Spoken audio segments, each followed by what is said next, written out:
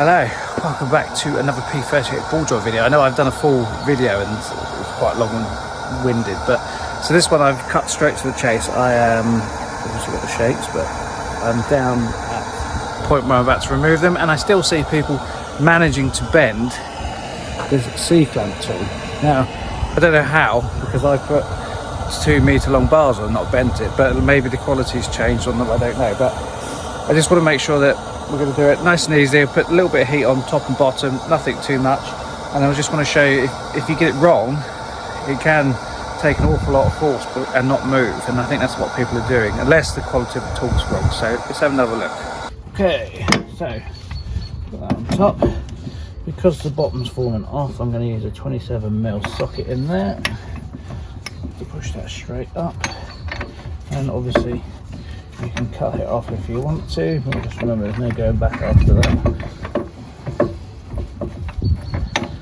Obviously I'm not going to refit it the same way, but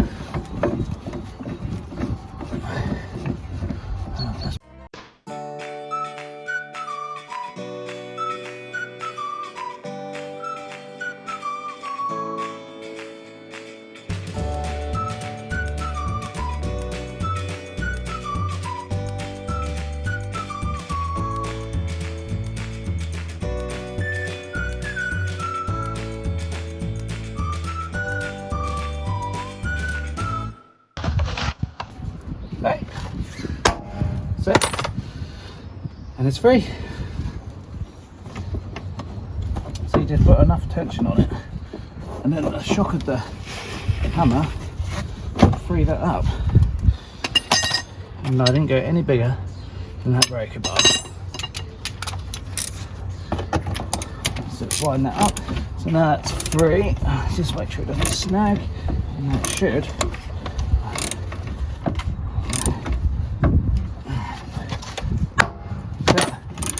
Little tap. Hopefully you can see that. Yeah. Now let's put the tooth. There we go. Now where she goes. And she is out. As easy as that. So this car has not had a set ball joint since it was new. It's done 120,000 miles and we're changing it because friends of mine and all the boot have been split for a couple of years, so they've all got a bit of play in them where the grit's got in, and it's not worth just changing the boot, so you might as well just do the whole lot. And when you're ready, so that actually pulled out when I pulled the steering lock. I actually pulled the ball out. Right, so evidence, no bent clamp. And remember, when you're going to put heat on these, not too much. So remember the bottom one, I've actually made a tool for the bottom one. So we're going to put that up from the top, and we're going to push directly onto this ball joint, but we're not going to push against the top because obviously we don't want to push it apart, but we do need to make a cup that's going to fit the clearance of that, but also allow the bottom of the ball joint to go through. I don't know if you can see that, there's quite a lot of play in that.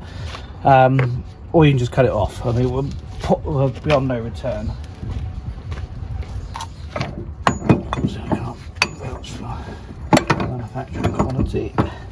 Right, and then there's a hole in this. Remember, I made this clamp. Well, actually, I won't take the credit, my friend made it. One thing I don't tend to use is an impact, because it vibrates it a lot around the steering knuckle. It can, I found, I used to use it, but I got fed up with it, keep slipping off, and I actually ended up damaging it. So I'm just going to use the impact to start it, but I'm actually not going to drive it out with the impact. Okay, well, let's get that nice and square.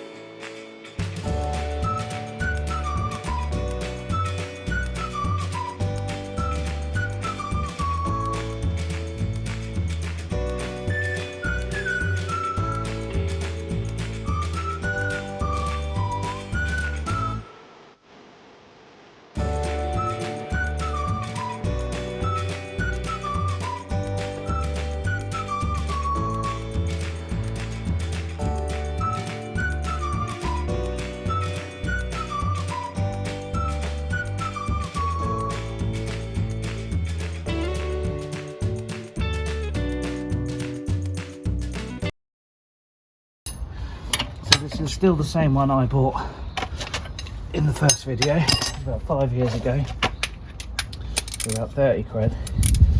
And I say it's not deformed. And there we have it. She is out. Right, so I've changed the seal, cleaned it up. Now make sure the thread's nice and clean inside here. Sorry, not the thread, the sort of casing for ball joint smear. A bit of grease in there so it slides in. And I've had the ball joints in the freezer, same Brit Part ones. And the cup I'm going to use to drive it in is 6252. Again, these in the other video. And I'm going to use the cap which comes in the C-clamp kit.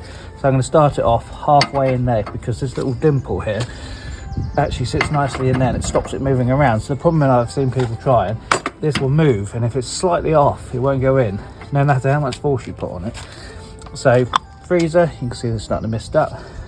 Just watch when you put these through that the thread doesn't catch on the bottom of the C-clamp as well. Right, and then this is only going to go halfway because obviously it catches on the cap, and then I'll swap the cap over and drive it in because it fits perfectly over the top of the ball joint. So let's put that under there. Need to wind that out a bit. This is the way it works for me, and hopefully it will work for others. And don't use the impact because you'll put it off its course and then you'll drive it in crooked. And put the clamp roughly in a position it's going to be seated for when you come to tighten it up. So always spin the way you're tightening, obviously. So it's going to go to this side because that's where it's going to tighten. Right. Okay, here we go. It should not take too much force to drive this in. And just start it off, get it nice. Oh, it does help if I do it the right way around. Who said men are not very good at multitasking? So that's going to go around that way. I was wrong, sorry. So it goes around that way. Get that nice and square. Make sure the thread's not catching, it's slightly a bit tight. That's it. So this stops the clamp moving around too much. Let's put a bit of grease on this thread. I've got right, good. Right, let's try it. Okay, going in. Yeah, it's going nicely actually. So just before I go any further, all I'm using is this half meter ratchet. If I'd say if you're struggling and it's not going in with this, that's very weak. It's a joke because I'm not very strong.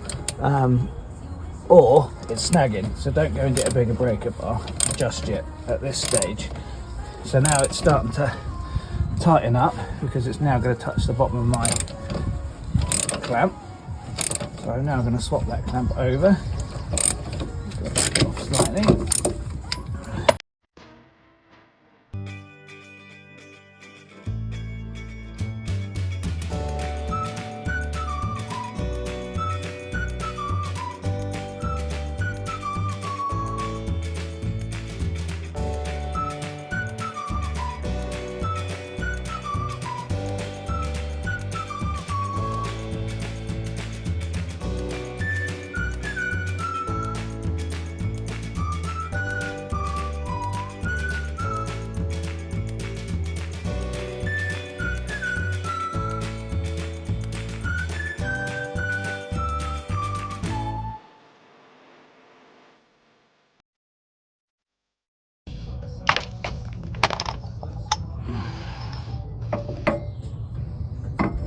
Right, so on this one, remember I actually got my friend to make me a special cut for this, to drive this one in, because this is the most tricky, I find.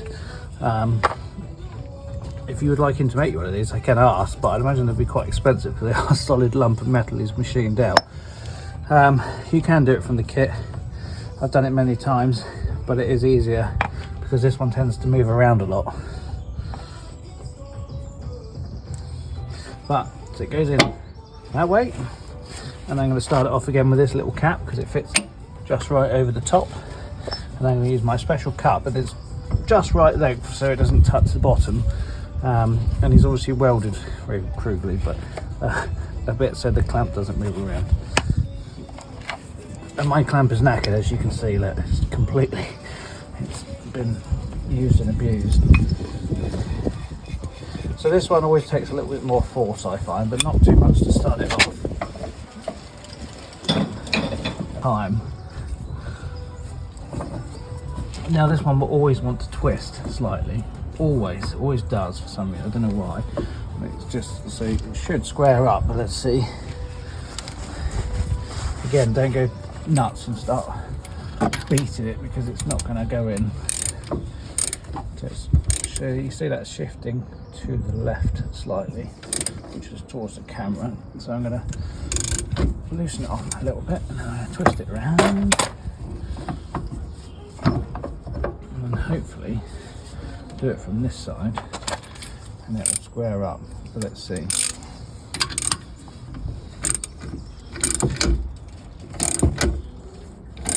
Which it is. Oh, it is actually. There we go. So you might just have to start it off a little bit. Screw with, and then not too much though. Obviously you do all the damage. That was literally just a fraction inside the. So I'll just move the clamp around the other side to square it up, and now it's square, and it should be enough. Yeah, there we are. Taken. Now the clamps move, but it doesn't really matter too much because it's still square on this clamp here, on this cup. And just for argument's sake, I'm going to keep going as it is. It might slip off.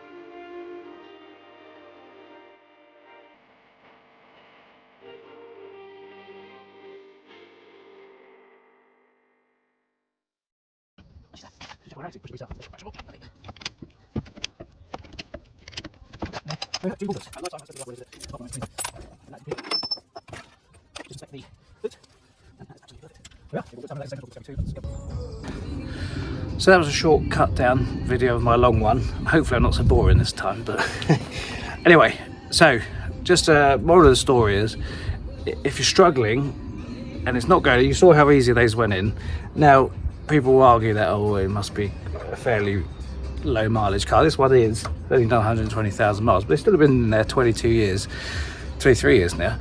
And I've done this on a 200,000 mile car and exactly the same. They're a bit more reluctant to come out, but driving them in, they are exactly the same. There's no more effort required.